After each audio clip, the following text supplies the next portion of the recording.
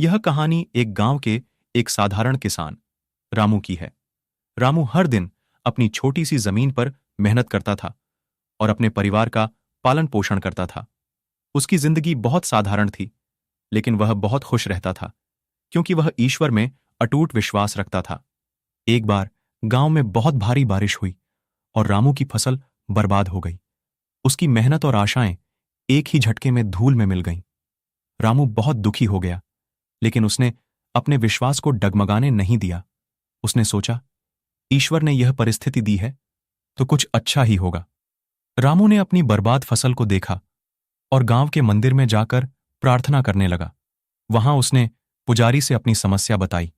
पुजारी ने उसे धैर्य रखने और ईश्वर पर विश्वास बनाए रखने की सलाह दी। रामू ने पुजारी की बात मान ली और घर लौट आया। कुछ दिनों बाद गांव में एक व्यापारी आया जो किसानों से सीधे फसल खरीदने आया था। उसने रामू की बर्बाद फसल को देखा और कहा, इससे मैं जैविक खाद बना सकता हूं। मैं तुम्हारी फसल खरीदना चाहता हूं। यह सुनकर रामू की खुशी का ठिकाना नहीं रहा। उसे उम्मीद से ज्यादा पैसे मिल गए और वह अपना घर ठीक कर सका। रामू ने अपनी मेहनत और ईश्वर पर विश्वास को कभी नहीं छोड़ा। इस घटना ने उसे यह सिखाया कि ईश्वर के रास्ते में आने वाली हर चुनौती के पीछे कोई न कोई अच्छाई छुपी होती है।